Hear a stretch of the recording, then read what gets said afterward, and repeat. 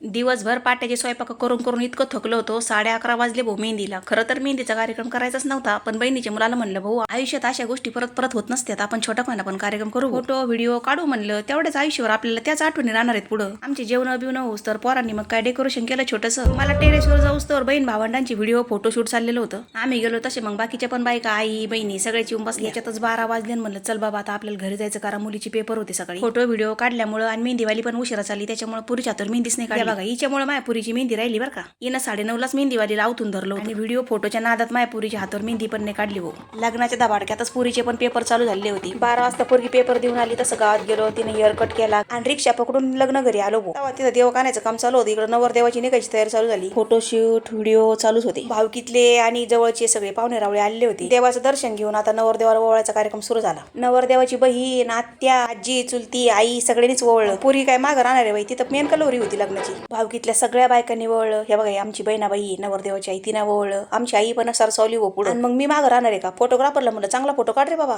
सगळ्यांचे फोटोशूट झालं आणि नवरदेव बाहेर आला. तसे सगळे पाहुणे रावळे बाहेर आले. आता नवरदेव निघाला हळदीला. आता त्याला वाटं लावायचं काम सगळ्यात महत्वाचं. आई वडिलांचे थोड्या मोठ्यांचे आशीर्वाद घेऊन नवरदेव निघाला आता हळदीला. सगळ्यांना अक्षता वाटल्या. वाजंत्र्याला म्हणलं वाजव बाबा आता तू. इकडे काय चाललंय, नवरदेव पाया पडल्यावर पैसे नाही दिले चुलत्यांनी म्हणून घातलं खिशातात. आमच्याकडे नवरदेव नवरी पाया पडल्यानंतर त्यांच्या हातात पैसे द्यावे लागतात. तुमच्याकडे आहे काही प्रथा सांगा बरं का. नवरदेवाच्या गाडीत कलवऱ्या बसल्या, त्यांना वाटं लावलं. जशी गाडी वळली तसं मग काय फटाक्यांचा धूमधडाका सुरू झाला. नवरदेवाच्या गाडी मागच आमची गाडी निघाली. पोराच्या चुलत्या बहिणी मी सगळ्याच्या एका गाडीत होतो. आता आम्ही आलोय हळदीच्या ठिकाणी, लग्न घरी म्हणजे नवरीच्या घरी, पिंपळगाव माळवीला. तिथे गेलो, चहा पाणी घेतला, फ्रेश झालो. तसं नवरीच्या वडिलांनी सांगितलं वरती जेवण चालू आहे, जेवण करून घ्या. वर जाऊन पाहिलं तर हे गर्दी होती. म्हणलं जाऊ द्या बाबा, आपण नंतर जेवण करून निवांत. खाली आले, पाहिलं तर नवरी चालली होती हळद लावायला आणि नवरी एकटी कलर आहे बरोबर. त्यांना म्हणलं ए बायांनो थांबा, आमच्या नवरदेव नवरीला एकत्र घ्या. नुसतं एकट्याच नवरीला घेऊन कुठं पळता तुम्ही, जोडीनं घ्या म्हणलं त्यांना. गॉगलवाली नवरीची बहीण लय भारी नसते बरं का.